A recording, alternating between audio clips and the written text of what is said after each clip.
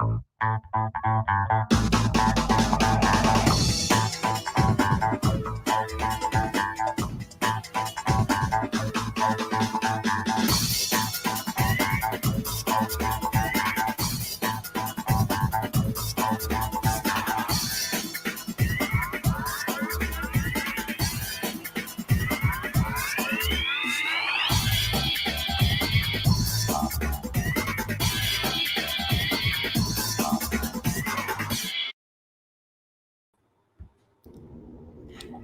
everybody. Hi, everyone. Welcome to Soundbite Streaming Live. I'm Tom Morrissey. I'm the Artistic Director of Theater Now. And I'm Colleen Harris. I'm the Managing Director. Hi, Colleen. How you doing? I'm great. I'm so excited. Good. This is going to be a great evening. Absolutely. So I wanted everyone to know that we started Soundbites in 2013, and we presented this festival of 10-minute musicals every year for 6 years. During that time, we worked with over 500 theater artists, and we presented over 60 10-minute musicals written by over 60 musical theater writing teams. That was until 2020 when the pandemic hit, and we had to cancel our Soundbites for this year. We have, however, rescheduled our live Soundbites for May 3rd, 2021, and we hope that we can present it live then. In the meantime, we wanted to present some musicals this year as well, so we decided to live stream. So tonight you're going to see 3 new musicals, and then if you come back next Friday, you'll see another 3 new musicals. Colleen? So, as Tom said, this is our 7th year of doing Soundbites, but it is our first ever time doing a streaming event. And you might be wondering, well, how's that going to work? And frankly, a couple months ago, we were wondering the same thing, but we've put together a fantastic program for you tonight. We're going to be showing you 3 filmed presentations of new 10-minute musicals, and they demonstrate the wide range of musical styles and themes that we like to show in our work. First, we're going to see the very, very touching These Walls by Caitlin Collins and Matt Lowy. After that, we're going to see the hilarious Pigeons Mate for Life by Joan Saltzman and Andrew Underberg. And then finally, we'll be seeing the thought-provoking Kalau, a bilingual trova by Pedro Emanuel Franco Fraticelli and Paloma Sierra. Before each presentation, Tom and I are going to be interviewing the creators so that you'll get to meet them and hear more about their process and about what inspires their work. And then after each presentation, we'll be doing a Q&A. So if you find yourself curious about these writers or about the work they're presenting tonight, put your questions into the comment section and we'll be asking those questions live. There might also be a couple other surprises along the way. We'll see. But let's bring on our first writing team. Please welcome lyricist Caitlin Collins and composer Matt Lowy, the team behind These Walls. Hi, guys. Welcome. How you guys? Hi. Great. Thank you so much for having us. Thanks for being here. So we mentioned that you're a writing team, and that's something that's true for all 6 of the shows that we have going on here. And it's really fun to see kind of the alchemy that happens when people start working together. So I'd like to find out from you guys, before we see your work, how you met and what your partnership has been like. Absolutely. Yeah. So Matt and I met in the BMI Layman Engel Musical Theater Workshop. We happened to be in the same first year 2018 cohort together.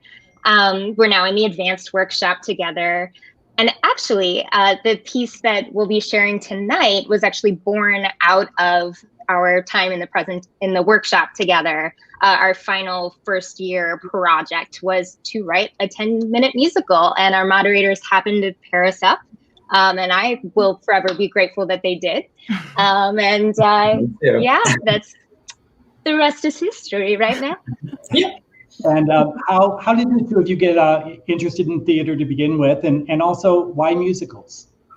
I started playing piano when I was 7, and then around middle school I started being in shows, and then around when I was, I guess, still in middle school, I started writing music. I kept doing more of both, and by the time I was applying to colleges, I knew I wanted to major in writing music, so I did, and now I'm here. For me, I love musicals because it's like the perfect balance for me between being more emotionally rich and versatile than maybe a straight play or just a text, while also being more immediate than opera for me. So I love that balance. Great. Yeah. And Caitlin? Yeah, so I was lucky to grow up in kind of a theater family. I was immersed in the arts at a young age, and One of my earliest memories probably is being that bossy kid writing and directing the backyard play or musical. But for a long time, I was really focused on being an actor. I studied to be an actor in college and spent many years working as a professional actor, but I kept finding myself having, song ideas sort of popping into my head, or an idea for a story or play popping in, and just kind of writing for myself, for fun, for a little extra creative fulfillment. And then more and more, I thought, maybe I should start listening to the voice in my head that's saying, actually, I think what you really want to be doing is writing. So when I moved to New York a couple years ago, and joining the BMI workshop was really a life changer for me in terms of sort of claiming and embracing this theater writing role for myself. And I think something I've always loved about musicals is there's such a universality to music.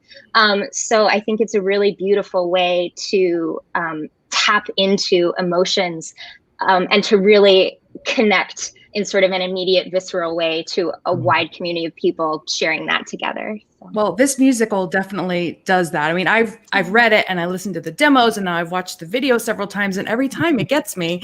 And I'm wondering, where did the inspiration for this emotional piece come from for you guys? It came from Caitlin's brain. Well, thank you. So when Matt and I first started brainstorming together about what type of story do we want to tell, we were both really excited by the challenge of trying to create something that could explore both some lightness and some darkness, and some hope and some loss. But we knew we only had 10 minutes to do it, and that's not a lot of time to cover sort of a wide swath of emotions. So we started brainstorming about what are some life events that kind of naturally tend to bring up a complex range of emotions. And I had actually just recently moved to New York within the last 6 months before we were paired up together. So I think some of those visceral memories of what it feels like to pick up and say goodbye to a place and a home that you love, and the excitement and the hope and the terror of coming someplace new and not knowing what's next. I think that was probably all pretty fresh in my subconscious when the idea of, how about a moving day popped in. So that's kind of where it started. And then we figured that if we played around with the narrative structure a little bit and tried 2 timelines instead of 1, we would be able then to get a bit more story bang for our buck within the 10-minute time frame, and explore some wider themes through the juxtaposition of those timelines. So beautiful. Great. I'm just curious a little bit. What other projects are you two working on? Yeah. Writing projects. I'm working on, last year in BMI, another one of my collaborators, Leana, Fabio, and I have been working on an adaptation of the film The Holiday, which we're still playing with. And yeah, that's pretty much it, writing-wise. Yeah. We're doing a lot of individual things through the pandemic.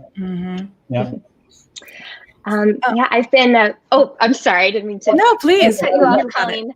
I've been working on a piece that was initially intended for the 2020 Edinburgh Fringe Festival.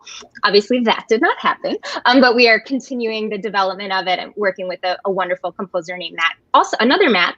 All the people named Matt Deichman, and I have been working on that piece. And the hope is that it may be bound for Edinburgh 2021. So we'll see. Great. Well, before we see your presentation, can you sort of introduce your cast and creatives for this presentation?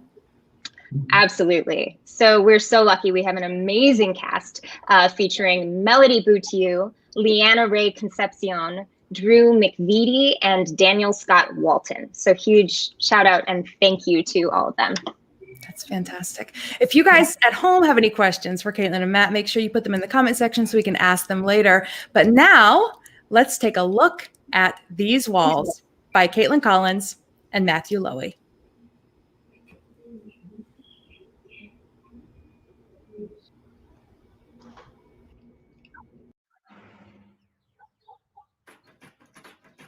The key won't. Try it the other way. Turn it like. We did it! Hello, home. Say hello. Hello, home. This is our home. We live here. We live here now, and that traffic sucks. Yeah, the roads were fine. locked, but it doesn't matter because we're home. Wait, we didn't do the thing. What The thing? threshold thing. Come on out here, Liz. What are you talking about? Ready? 1, 2, 3.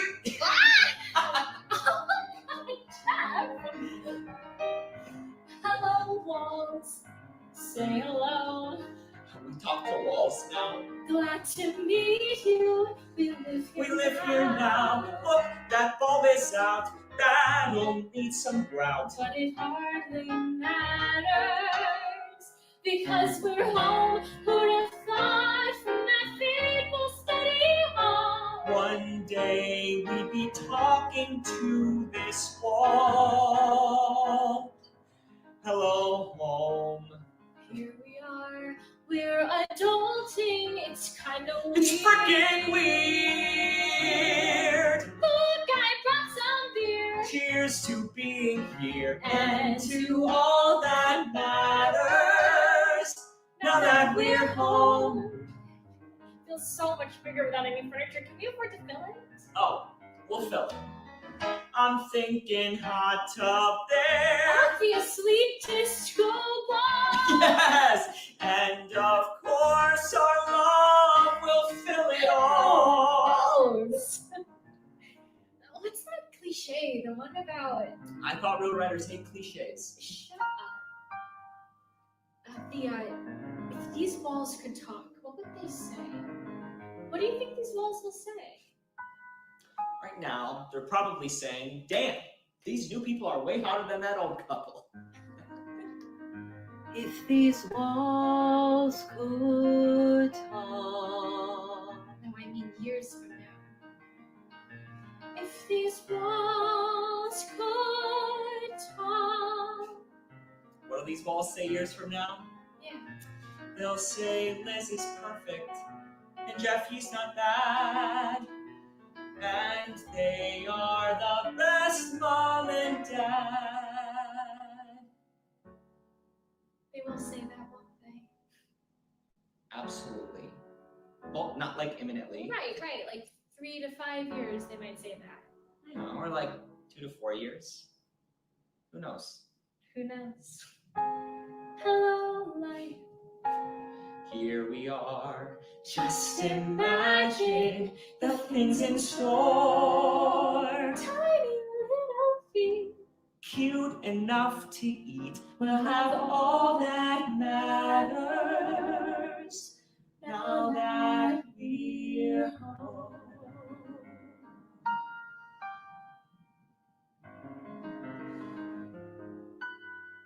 I just remembered all of the Diet Cokes I had on the road, and I have to pee so bad. Oh, wait, now I do too. No, don't you dare. I called it first. Oh my god, we have 2 bathrooms! 2 bathrooms!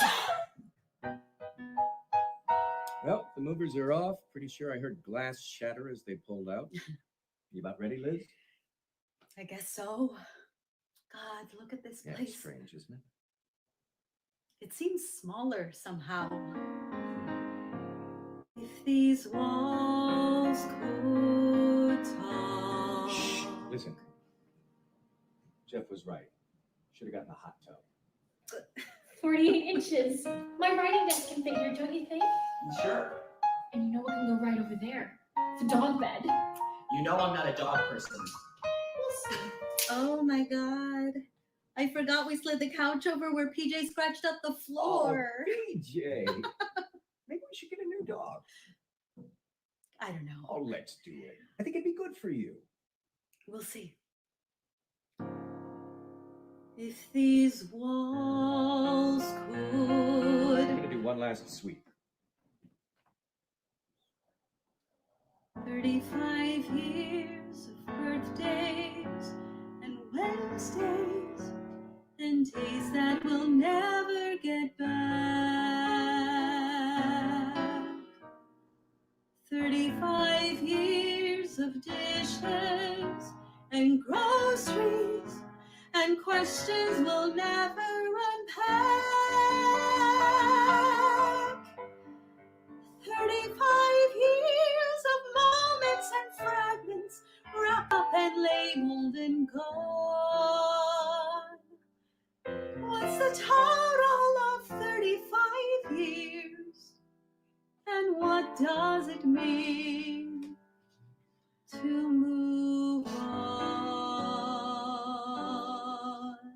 Once we get settled and you start having some more time on your hands, you'll finally write that novel of yours. Huh. Right. I couldn't paint over them. 30 inches, 32 inches, 35 inches, 41 inches, 43 inches, 46 inches, 48 inches, 48 inches, 48 inches, 48.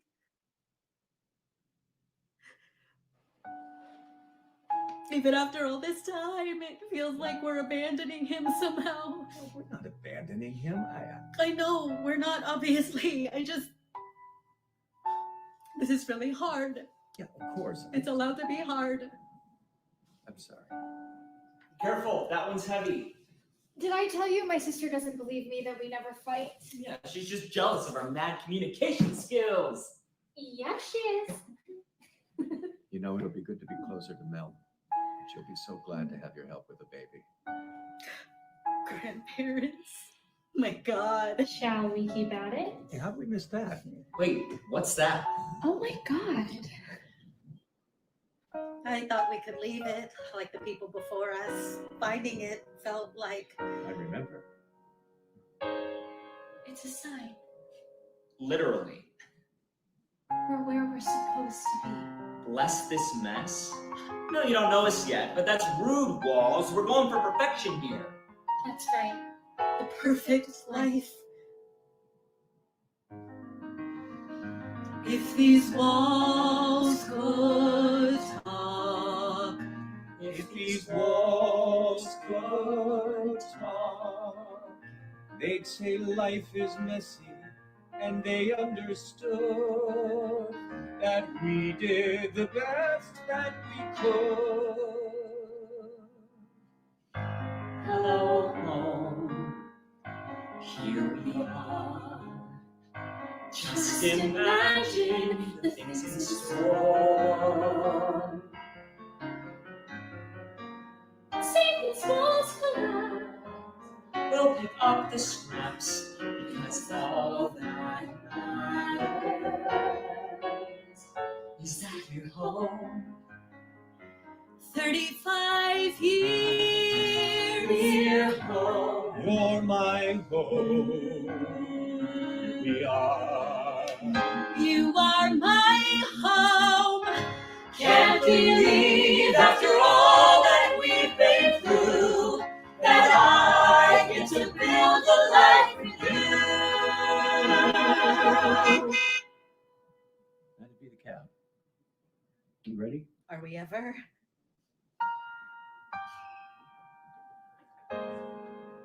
Goodbye, home. Say goodbye. Goodbye, home.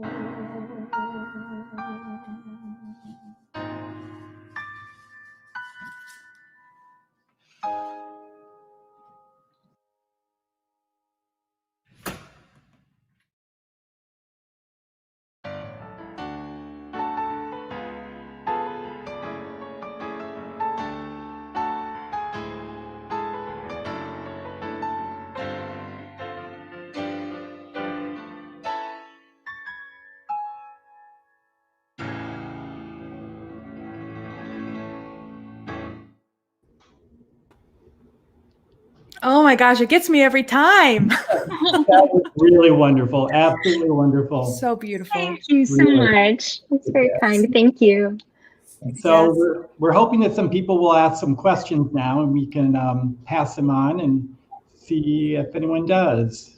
I know I have questions just about, some comments. Great. That's great too. That was wonderful, says Jeannie, and lovely, says June.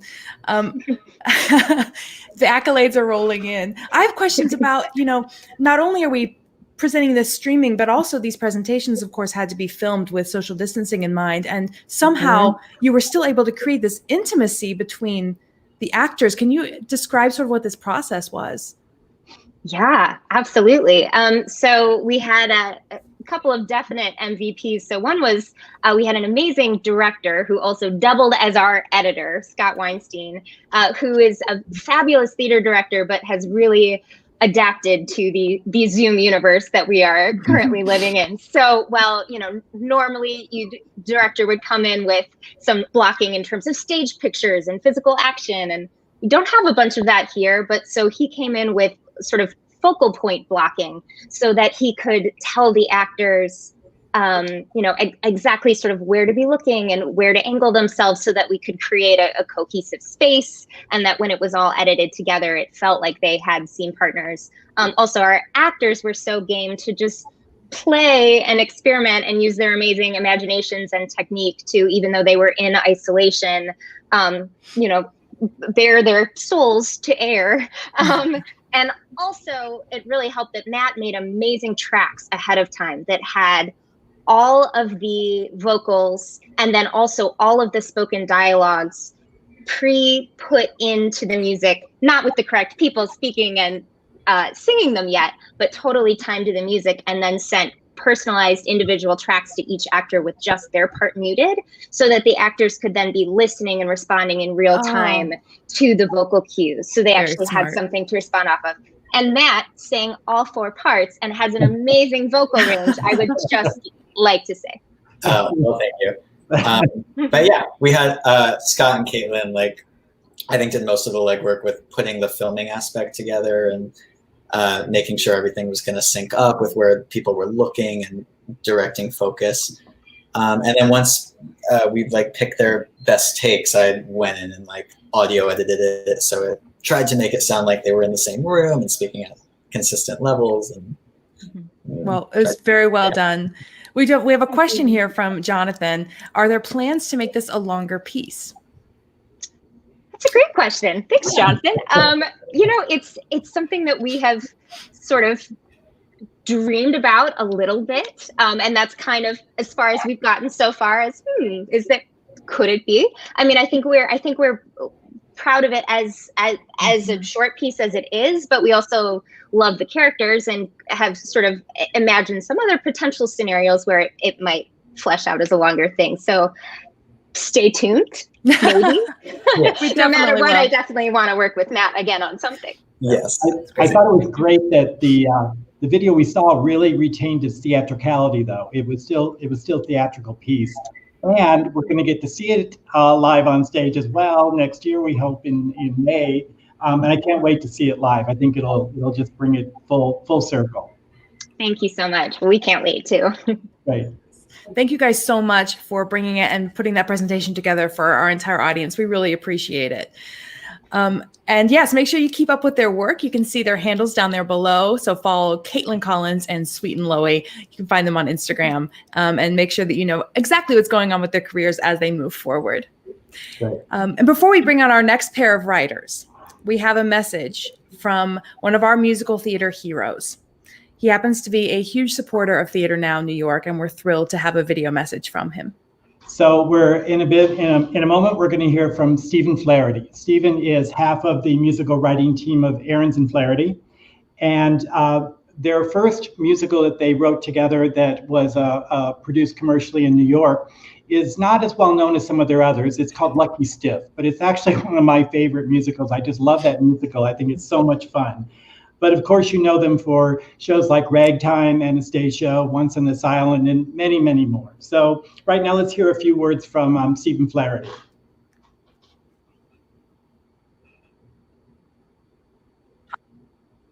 Hi, I'm composer Stephen Flaherty, and I wanted to say congratulations to these 12 writers and to these 6 new musicals.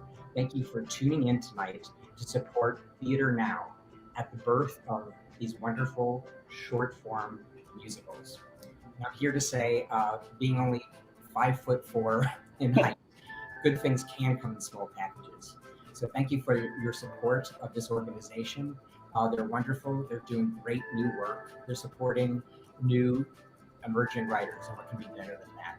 So enjoy the rest of the evening, and thank you for tuning in.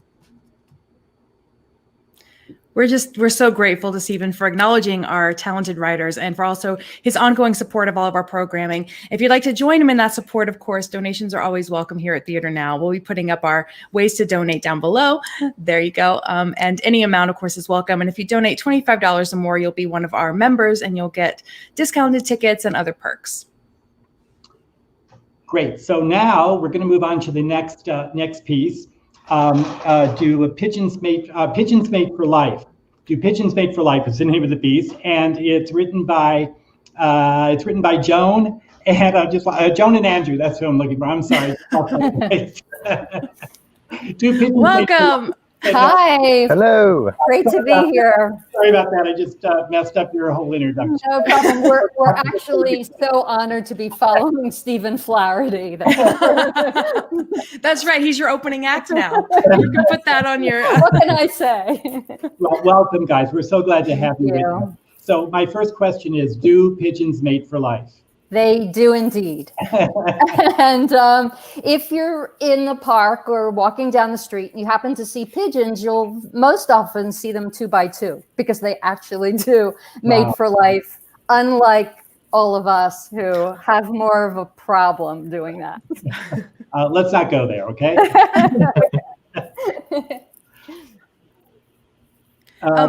So how did this show come to be, besides just the fun title to start with? I heard a second or third hand story about a man who had a female pigeon and a woman who had a male pigeon, and they kind of met through pigeon circles. And so that was really the germ of Pigeons Made for Life. And then I'd done dramaturgy in the past, so I'm afraid I might know more about pigeons than anybody needs to now, but that's where it started. And Andrew, how did you get involved? Well, Joan and I had met at a musical theater songwriting workshop a few summers ago, and we were talking about working together. And when she brought this story that she had heard, it felt right to both of us. Both, I guess, had an affinity for pigeons, and it seemed like the best way to move forward as a new collaboration. And actually, Ben Bonema paired us.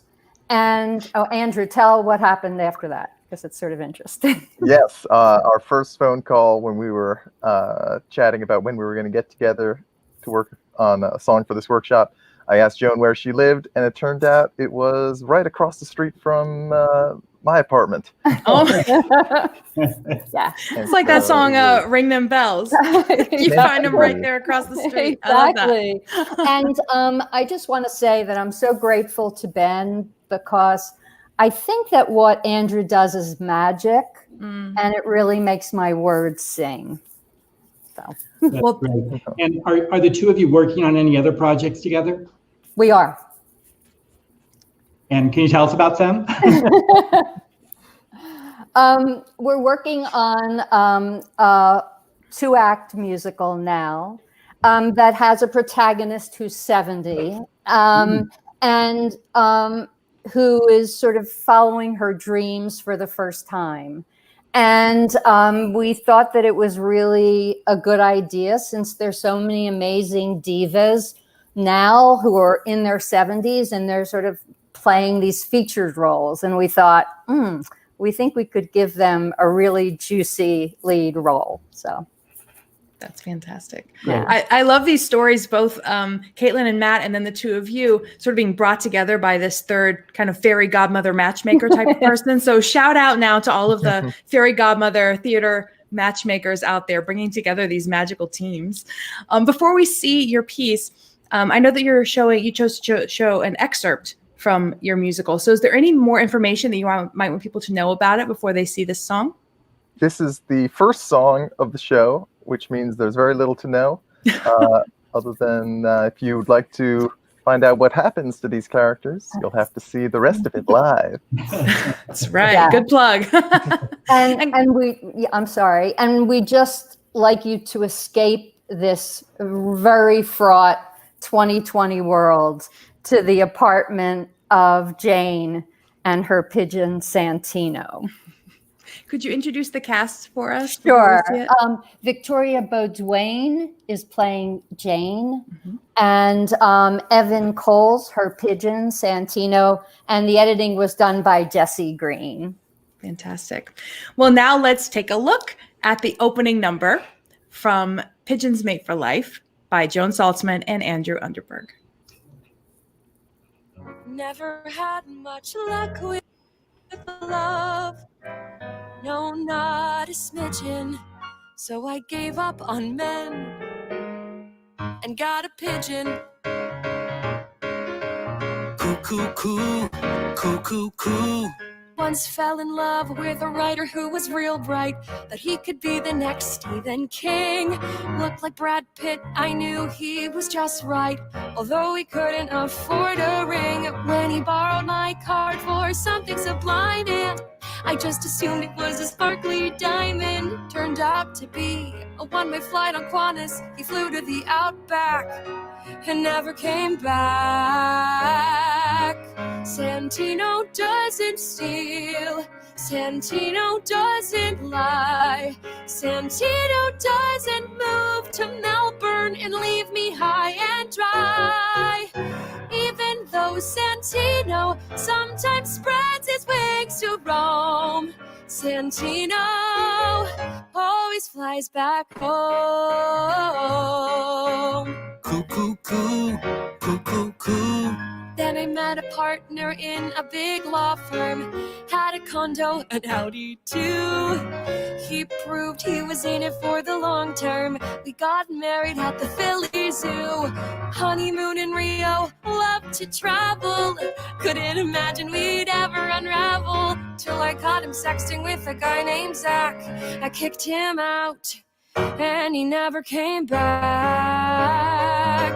Santino doesn't cheat, Santino doesn't lie, Santino doesn't swipe through Grindr with a wandering eye. And even though he flaps around with my neighbor's parakeet Jerome, Santino always flies back home. For nearly 3 years it's been me and Santino. Is that all there is? Me and a pigeon. Santino doesn't cheat, Santino doesn't lie, Santino doesn't offer words of comfort when I cry. Santino couldn't spoon with me on a romantic trip to Rome, but Santino always flies back home. Cuckoo, coo, cuckoo, coo, coo, coo. That's so fun. So much fun. I cannot wait to see Evan as the pigeon on stage. I can't wait. He does Those so moves. much just with those little. So fantastic.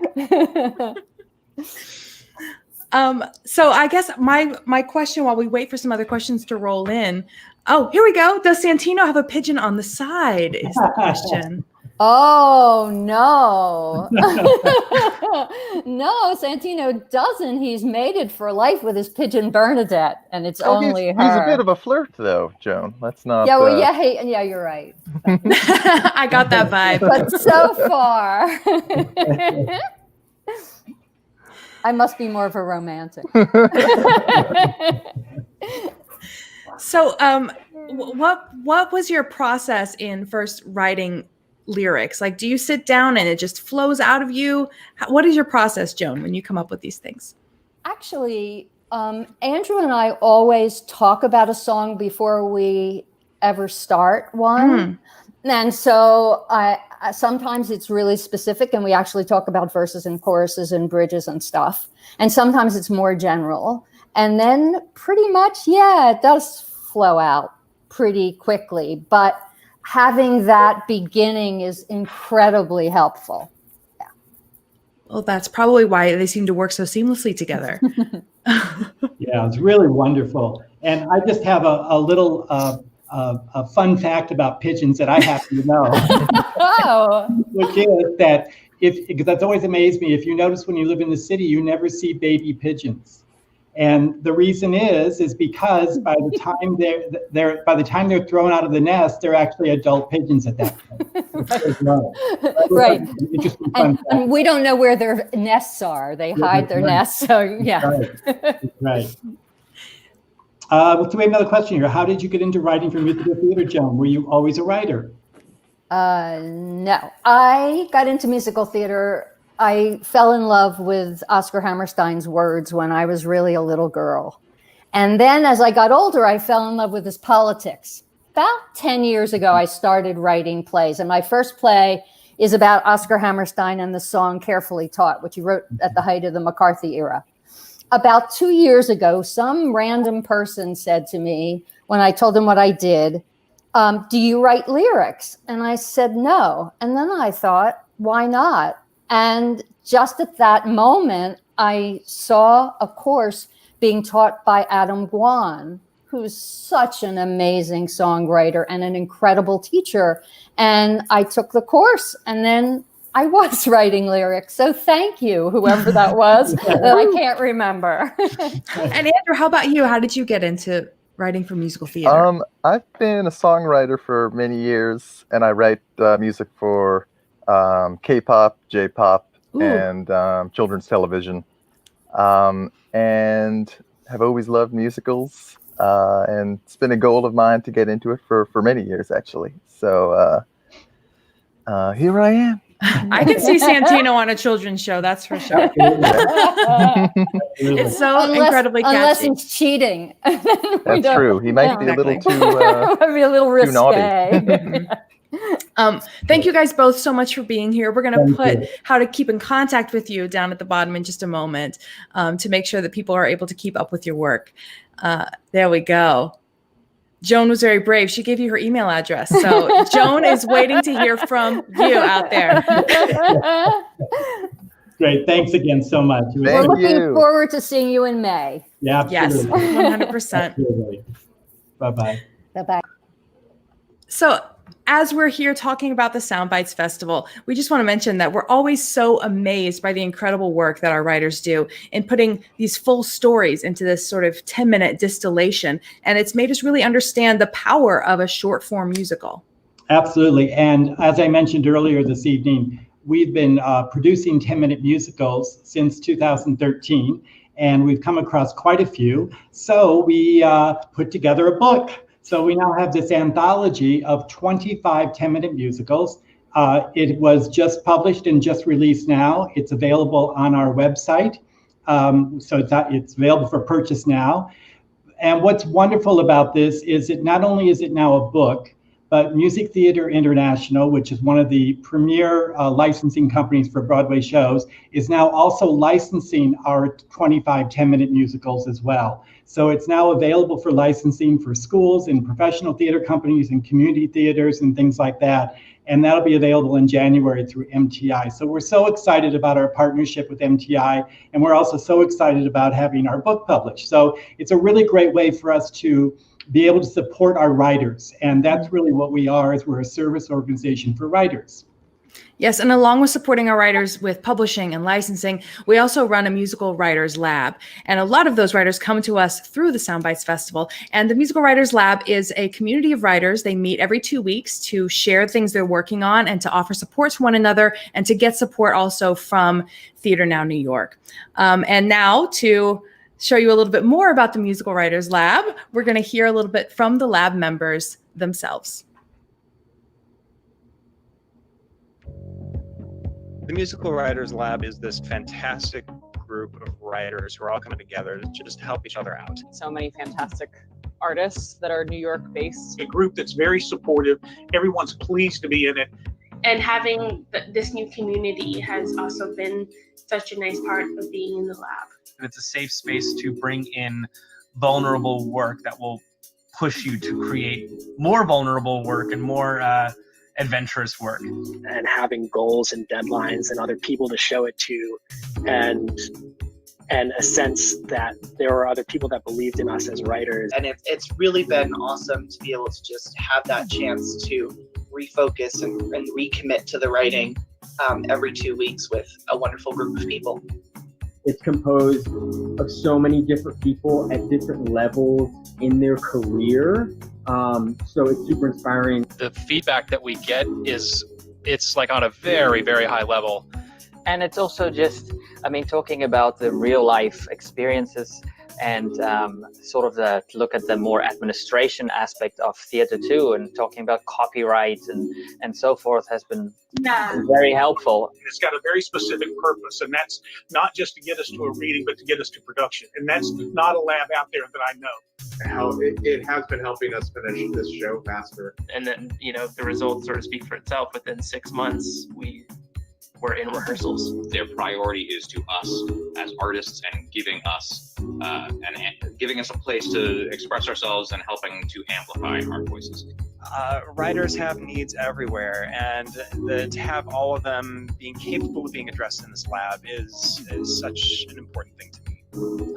It's just a really fun group of humans to get to hang out with and talk about musicals.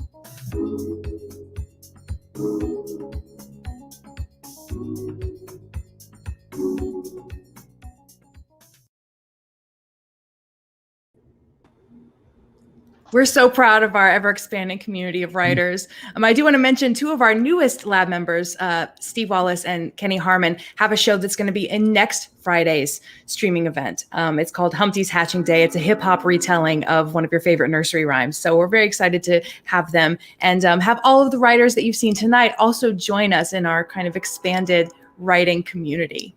And one of the purposes of our writers lab and also of all of our programs is really to get the writers out of the writers room and get their productions up on their feet. And we were in the middle of rehearsal for a production that was written by two of our lab members that was in rehearsal when the pandemic hit that had to be canceled. We were just about to move into the theater. We had another lab show scheduled for the following month, and then we had another one for this past summer. So all three of those shows were canceled, and we are hoping that we can reschedule them after the pandemic is over. And we know we're going to need some help in ramping up and getting the writers back up on their feet. So any support that you can help with us with Theater Now is greatly appreciated. We always can use your support. And whether that is by giving a donation or even by volunteering your time or getting involved in somehow, we'd love to hear from you. Thanks. Yes, and you can find out more information about all of those things at our website, tnny.org. But now let's bring on our next writing team. It's time for our final presentation of the evening, Kalau, a bilingual trova. And we're going to bring on lyricist Paloma Sierra and composer Pedro Emanuel Franco Fraticelli and the director of this filmed piece, Moses Garcia. Hello. Hi everyone. Hi. How are you doing? All excited to be here. We're excited to have you. Hi, good night. Colleen, you want to start? Sure. Well, let's just talk a little bit about how this particular piece came about. Yeah, so I first began to write Kalau a year after I first moved into the United States from Puerto Rico. Born and raised in Puerto Rico, I never once questioned my Puerto Rican identity, but living and becoming part of the Puerto Rican diaspora, I soon learned that there are different perspectives about what is a Puerto Rican identity, what is to be authentically Puerto Rican. And in learning that, I also found that some of these perspectives are contested against each other. So through interviews to Puerto Ricans living in the island and in the States, I came to write this bilingual play, originally fully in Spanish. Then after I wrote this script, I reached out to Pedro and was like, hey, Pedro, can you please set this to music? And we've been working on it since then. Well, Pedro, that brings to mind, it's the title of the show it's Kalau, a bilingual trova. And trova is a Puerto Rican musical form. Can you talk more about the music that's in this piece? Okay, really trova is basically poetry with music. It's not specifically Puerto Rican. It's Cuban too. It has a little bit of European too. But basically what Paloma did was use the stanzas of the trova, that is 8 to 10 syllables. And what what I work with, like the our music that will be like reggaeton, salsa, and mix it with a little bit of hip hop, maybe a little bit of Tupac in there. Maybe you can hear it, maybe not. There is a little bit of our national anthem too. Our anthem is well, our whole story is really controversial, and for our politics and a lot of other things. So it's really hard to syncretize all of our history, you know, in under 10 minutes, and under some of genres, right? But I think we really did a really good syncretized piece with what we are, what we have become, what we are gonna become maybe someday. So we're really excited. We have there's maybe a little bit of Andy Montañez, who is a salsa singer. We have Teo Calderon, maybe you can hear it too, reggaeton. The reggaeton is a little is a genre that is a little not all people accept it as a culture, but it is, you know, culture, you know. It is a piece with a lot of elements that I hope maybe people will catch one of two of the elements that I want people to catch. Wonderful. Moses, as a musical theater director, can you talk a little bit about what it was like to put this piece together and maybe some of the challenges that you faced with it? Yeah, no, it was an absolute honor when Paloma approached me to work on this piece. And one of the biggest challenges was really understanding the musical genre of trova, since it was brand new to me. So I was learning along with the cast as we were dissecting this play and the text and music that Pedro and Paloma have so beautifully created. And I'm excited to see where we go in our next iteration of this production. Great. And I wanted to ask a little bit about, it's a bilingual piece. Can you talk a little bit about that and a little bit about why it's important that it's bilingual?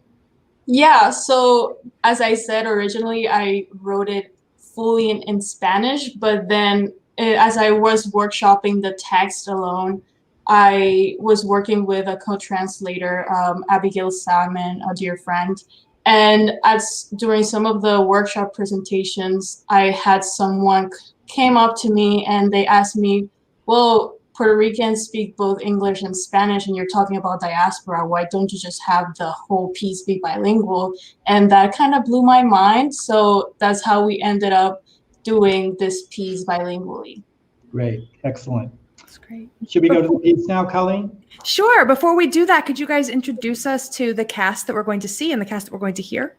Yes. So vocals were provided by Kimberly Garcia and Christian Garcia Roque, and the portrayals on the video are by Lauren Maria Medina and Gerardo Navarro. Fantastic. And now let's take a look at Colau, a bilingual trova by Paloma Sierra and Pedro Emmanuel Franco Fraticelli.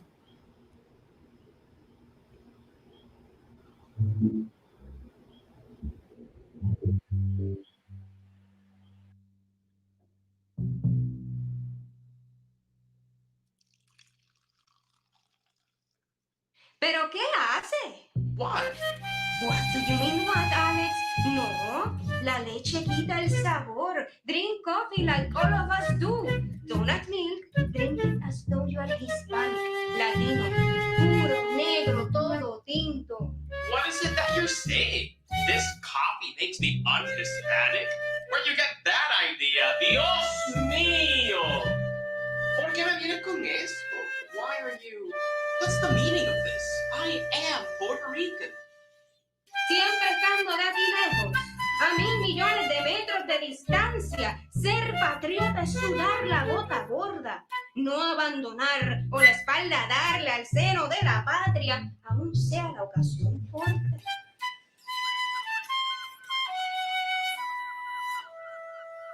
Fácil, disfrutar sus playas y entre la arena y las olas sentir que te apasiona, sentirle encanto y amarla, que por nada has de cambiarla, Jamás.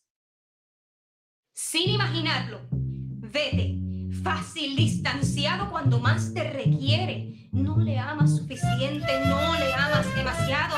How can you say you're here to try and reconnect with la patria when you soften your coffee, tainted with sugar? But that's how I drink it back home. Where was the fight for your heritage lost? No. Tu hispanidad y folclore. Y es que no solo el café. Has de americanizar nuestro bello español.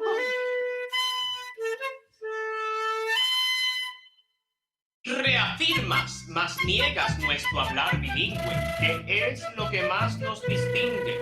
Un istmo entre olas y arena. Ni sabes la borinquena.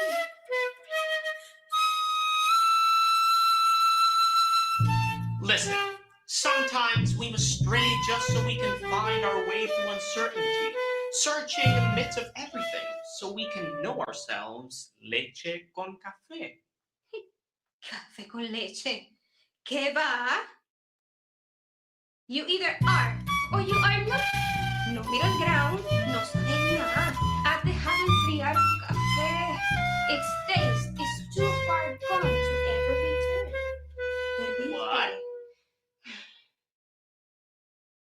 Tu identidad se une en el triángulo de las Bermudas, la estrella 51 y con ella el nombre también.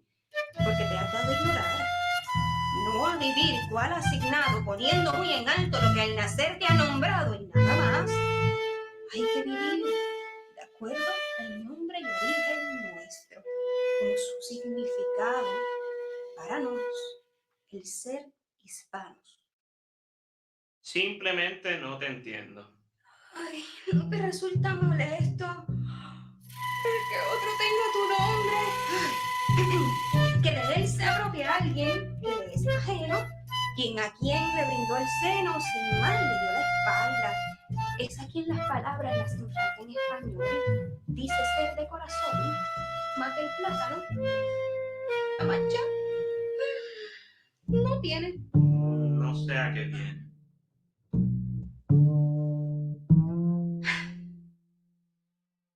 No hay por qué ser discreto. El café sin leche, negro. No hay que mezclar con leche lo hispano que nos difiere. Mírate, todo un gringo. Podrías pasar facilito como blanco. Yo no puedo así tomarte en serio. ¿Quién? Si ni contigo mismo te comprometes, me dice que sí lo harás conmigo. Si ni a tu patria has querido, vendiéndole, tú dime, ¿cómo creo en tu amar? Bilingüe. Coffee's coffee, however it's made. The method makes no difference. I'm Boricua. In English, too. You can do naught but accept this. This, our beautiful descent. All of us but a charming mix of this, our Hispanic culture. We're the America's gesture. We cannot do without these Anglo-Saxon gestures. We can't leave them aside. These gestures that, like me, gradually infuse themselves in our Latin essence. They spell our heritage. There's for me no need to choose. De escoger ni por qué justificarme. Así que tómate. Dame café for what I can change. And wine so you can accept lo que no. No existe de una definición absoluta de amar. De lo que es amor, lo que es nación. Por favor. Siendo nuestra fortuna el compartir en común tanta historia, una lengua, tanta cultural riqueza, me la deniegas aún. Who are you, Renee, that you rob me of these? Who are you to label me as impure when our heritage has always been a mix? Who are you to say that I do not belong to my culture? Who are you, Renee? Who are you? When one feels entitled like you to question my name, is that not disturbing? Or whiteness was brought from Spain, was it not? It's infused with African and it's brewed with Taino. No, you think that because of my ways I'm from the States? That I'm no longer Boricua? Still, I do seek to know this place to which I've never been. They say whoever leaves does so as a deserter they've always been. Yet I beg to differ, having sailed the ocean, this storm, this diaspora and more. La distancia solo aumenta mi amor por mi patria, y su ausencia o falta de mis raíces no me aleja, ni me hace menos patriota o de menos corazón. Por esto es que insisto yo en regresar a esa costa, aquella isla hermosa donde a la vida le di. Pues desde el día que partí sigue la duda conmigo sobre el que hubiese sido si me hubiese criado allí. A la patria no le eres fiel, no le amas suficiente, no le amas demasiado, siendo leche con café. Not again, I won't feel displaced. Mi herencia, mi cultura es mía, tanto como tuya. De un pájaro, las dos alas. You see, nothing divides us. And there's no distance in the world that can tear us apart, since no one can change nor deprive me of all the things that I feel. The love I have for you and for my home, and that is not strange or unknown. Ok, basta ya de engaño. El café, hecho y colado como se crea y quiera. No importa cómo le beba. Siempre seré borinca. Entonces, Ma, ya. yo te quiero colar más que sobre el café. ¿Ah? ¿Dijiste algo? Nada, ¿le sigo o ya? Más. Solo un poco más. ¿Así o cómo te gusta? Contigo. Con mucho azúcar. Que el café. Ajá. Eso. También. Aquí tienes tu café. Y aún nos tenemos dulzura.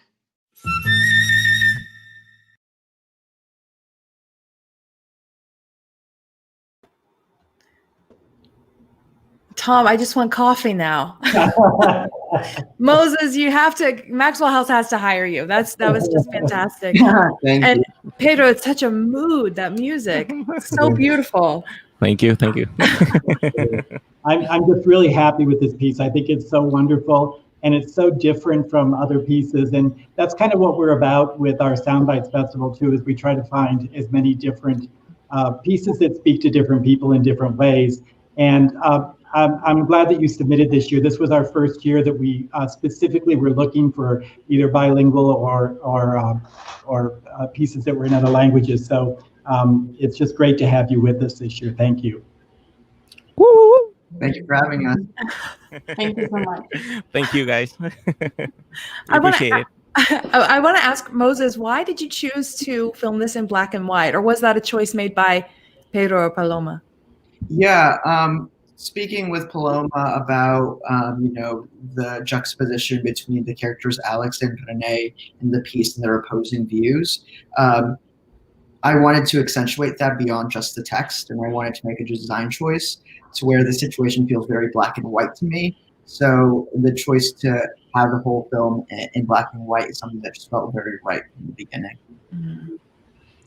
And will you be rejoining the team for the live performance? Yes, I do, and I can't wait till we see that on stage in person. Me neither. Me neither. Let's make sure we get your social media handles down at the bottom so people can follow you guys and follow your work. Is there anything else that you're working on together at the moment or separately? Separately, I'm working in many other projects, but musical theater projects. I'm currently doing co-writing a libretto for opera commissioned by White Snake's projects with Marina Lopez, the composer.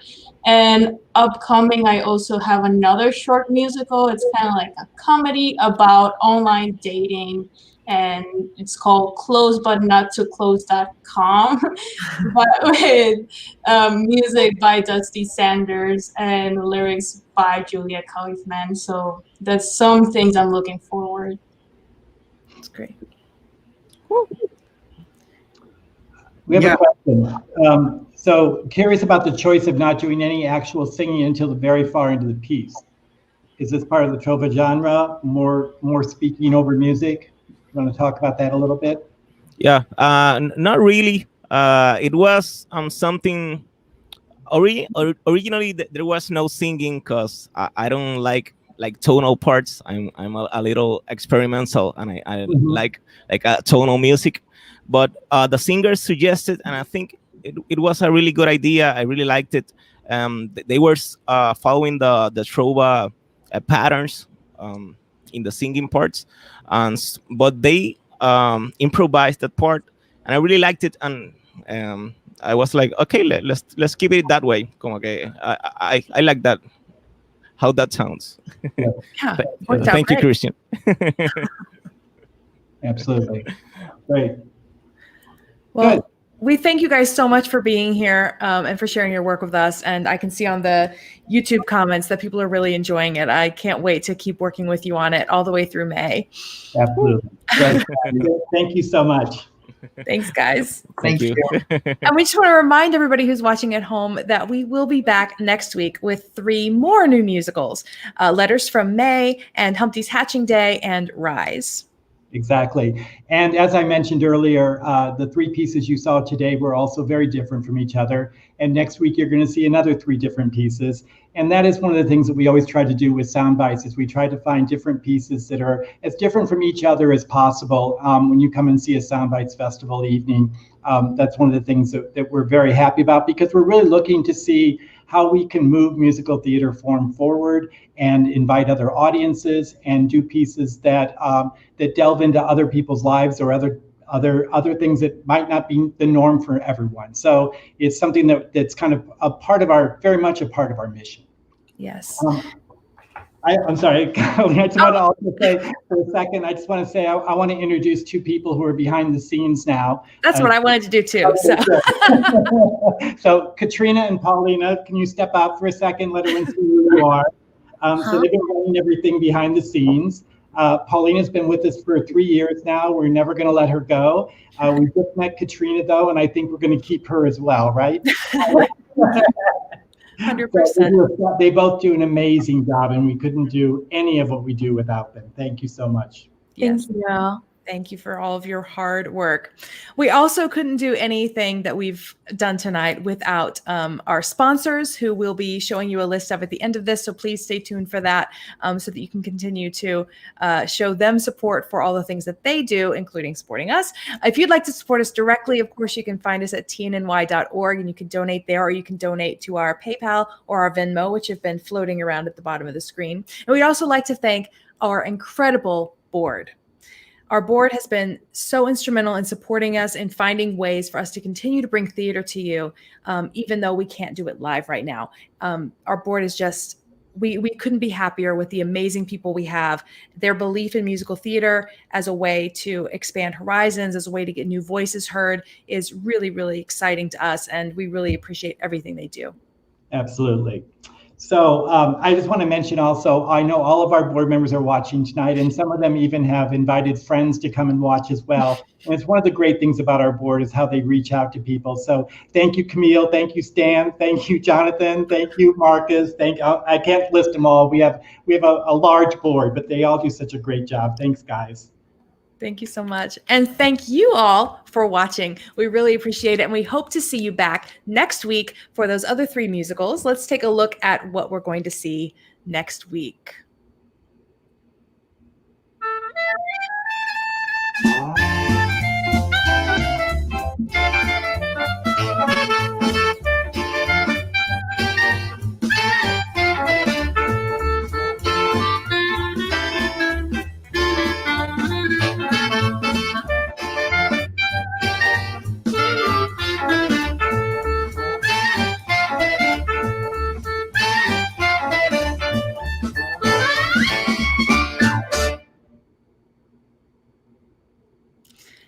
We have to thank Paulina and Katrina again for putting together those wonderful videos.